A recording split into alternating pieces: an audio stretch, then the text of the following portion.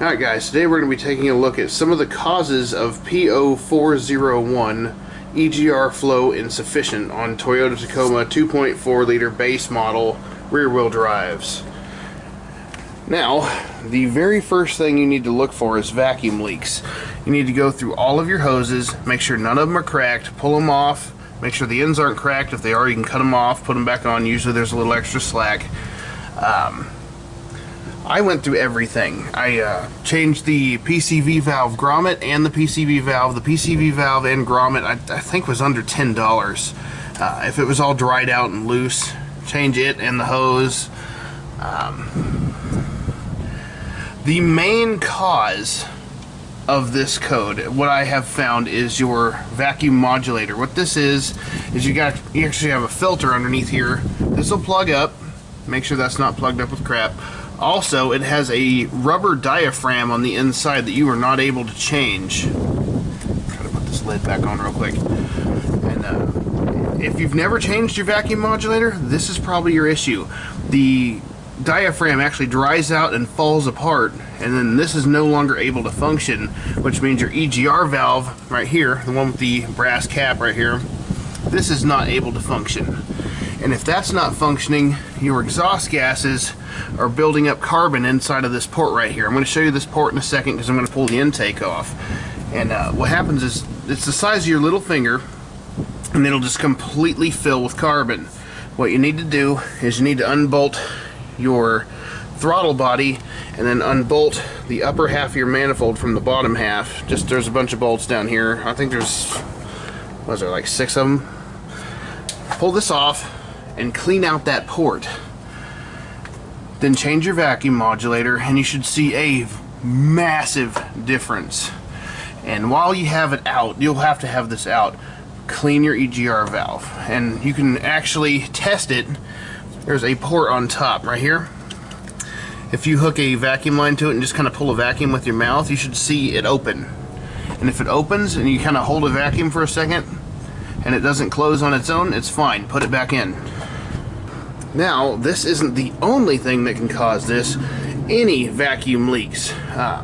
Like I said, your Pcv valve, you could have a problem with the Pcv system, such as your rocker gasket cover up here could be dried out and leaking, which that was one of the problems on mine. That and your spark plug tube seals. When you take your rocker cover off, you'll have the tube seals pressed in underneath. You'll need to get a set of those, change all those, make sure they're all seated right. And once you do that, you should see a massive improvement in how it runs, and maybe even your check engine light will go away.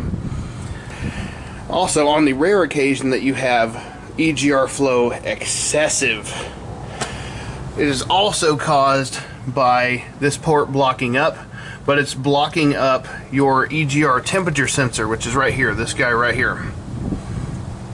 It's blocking it where it's not able to read the exhaust gas temperature, and it just throws the trouble light. So either you need to change your sensor or clean that port out. If on the rare occasion this still hasn't fixed your problem, you have 2 vacuum switching valves. There's one right here for your purge canister. There's a plug and 2 hoses. You can change that guy or you can clean it.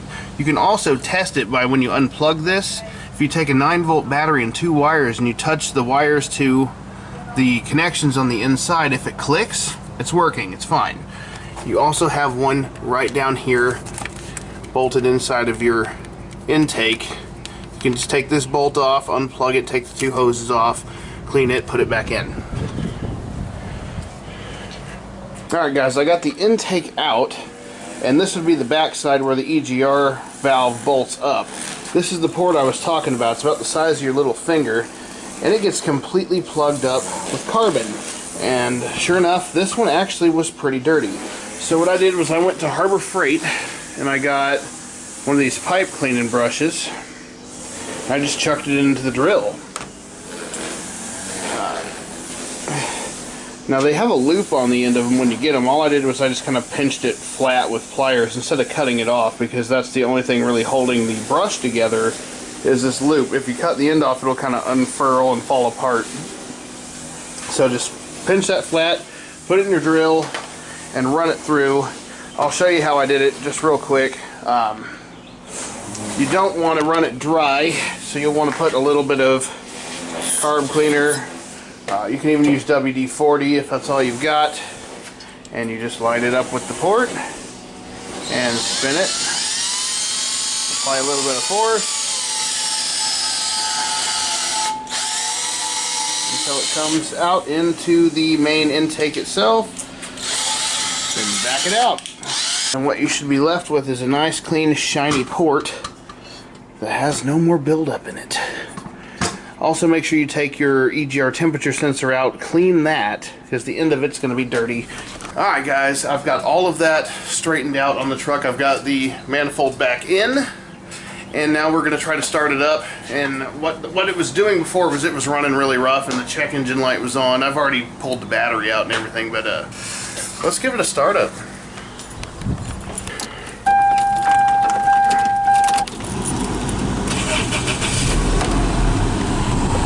Turn the AC off. As you can hear, it's idling really smooth. Which has never idled this smooth. It used to shake really, really bad.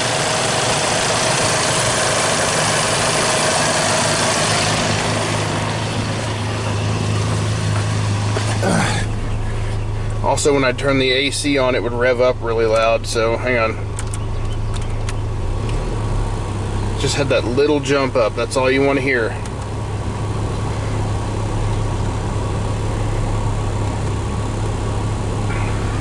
That and the steering wheel, it would be shaking really bad. You could actually hear it, all the plastic in here screeching because it was shaking so hard. And now there's nothing. I bet I could even set the camera on top of here and you won't really see much vibration.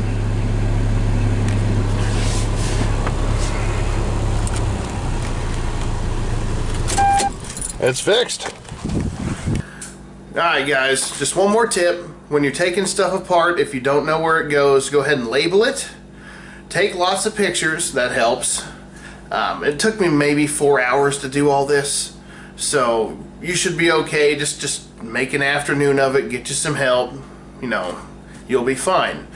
When you have the throttle body out, just go ahead and pull the IAC, make sure it's clean the throttle body, all that out, make sure the butterfly is closing all the way, and put it back together, and you should notice a very large difference in how your truck runs. And definitely test the vacuum modulator and clean the Egr valve. If possible, go up to AutoZone, go ahead and grab you a couple Egr valve gaskets. It takes two, one for the front, one for the back. Just order 2 of them, you should be okay. And hopefully this video helped you out. If it did, give me a thumbs up, subscribe, and I will see you guys next time. Thanks for watching.